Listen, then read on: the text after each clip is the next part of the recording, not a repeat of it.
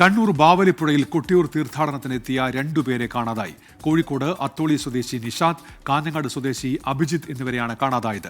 അരുൺ പൂപ്പറമ്പ വിവരങ്ങളുമായി ഇപ്പോൾ ചേരുന്നുണ്ട്. കണ്ണൂരിൽ നിന്ന് അരുൺ, തിരച്ചിൽ തുടരുകയാണോ? എന്തൊക്കെയാണ് വിവരങ്ങൾ? ഉന്മേഷ്, ഇപ്പോഴും തെരച്ചിൽ തുടരുകയാണ്. ഫയർഫോഴ്സിന്റെയും അതോടൊപ്പം തന്നെ മുങ്ങൽ വിദഗ്ധരുടെയൊക്കെ നേതൃത്വത്തിൽ ഈ ബാവലിപ്പുഴയുടെ വിവിധ വശങ്ങളിൽ വിവിധ ഇടങ്ങളിലായി തെരച്ചിൽ നടക്കുന്നത്. പക്ഷെ ഇതുവരെ ഈ രണ്ടുപേരെയും കണ്ടെത്താൻ സാധിച്ചിട്ടില്ല. അവിടെ ബാവലി, നമുക്കറിയാം, കൊട്ടിയൂർ ക്ഷേത്രത്തിലേക്ക് പോകുന്ന തൊട്ടു മുമ്പ് ബാവലിപ്പുഴയിൽ കുളിച്ച് ഈറനണിഞ്ഞു വേണം ഭക്തജനങ്ങൾ ഈ ക്ഷേത്രത്തിലേക്ക് പോകുന്നത്. അതൊരു ചടങ്ങ് കൂടിയാണ്.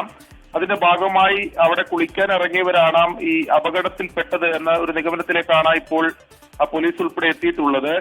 അതിൽ കാഞ്ഞങ്ങാട് സ്വദേശിയായിട്ടുള്ള ഈ അഭിജിത്തും അതോടൊപ്പം കോഴിക്കോട് അത്തോളി സ്വദേശിയായിട്ടുള്ള നിഷാദ് എന്നിവരാണ്.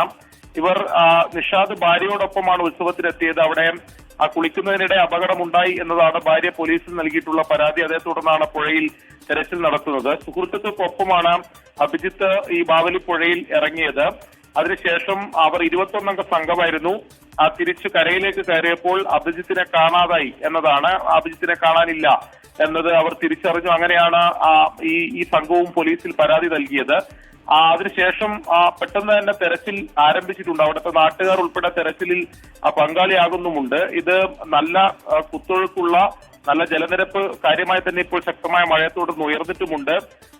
ഈ പ്രതികൂലമായിട്ടുള്ള കാലാവസ്ഥ ഉൾപ്പെടെ ഈ തെരച്ചിലിന് ആ രീതിയിൽ ഒരു പ്രതിസന്ധി സൃഷ്ടിക്കുന്നുണ്ട് എന്നതാണ് ഈ ഘട്ടത്തിൽ മനസ്സിലാക്കാൻ സാധിക്കുന്നത്. പക്ഷേ ഇപ്പോഴും ഫയർഫോഴ്സിന്റെ ഉൾപ്പെടെ തെരച്ചിൽ നടക്കുന്നുണ്ട്.